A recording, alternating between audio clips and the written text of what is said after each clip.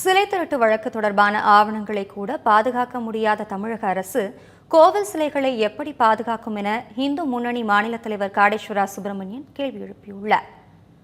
தமிழகத்தில் 41 சிலைகள் கடத்தப்பட்ட வழக்கின் ஆவணங்கள் மாயமான நிலையில் தமிழக அரசுக்கு உச்சநீதிமன்றம் கண்டனம் தெரிவித்தது. இந்நிலையில் இது தொடர்பாக அறிக்கை வெளியிட்டுள்ள காடேஸ்வரா சுப்பிரமணியம், சிலைகளை கண்டுபிடிக்க முடியாமல் தமிழக அரசு மெத்தனமாக செயல்படுவதாக குற்றம் சாட்டியுள்ளார்.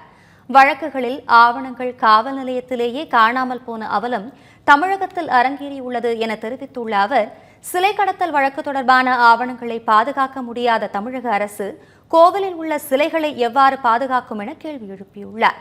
மேலும் சிலை கடத்தல் வழக்கின் ஆவணங்களை பாதுகாக்க தவறிய காவல்துறை அதிகாரி மீது கடும் நடவடிக்கை எடுக்க வேண்டும் எனவும் காடேஸ்வரா சுப்பிரமணியம் வலியுறுத்தியுள்ளார்.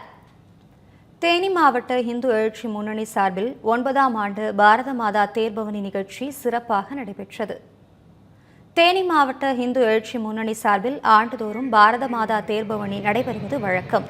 அந்த வகையில் 9ஆம் ஆண்டு தேர்பவனி நிகழ்ச்சியையொட்டி பாரத மாதாவாக அவதரித்த அன்னை பராசக்திக்கு வண்ண மலர்களால் சிறப்பு அலங்காரம் செய்யப்பட்டது. அதனைத் தொடர்ந்து தீபாராதனை காண்பிக்கப்பட்டு தேர்பவனி துவங்கியது. அப்போது மேள தாளங்கள் முழங்க சிறுவர் சிறுமியர் சிலம்பம் சுற்றியது காண்போரை மெய்சிலிர்க்க வைத்தது.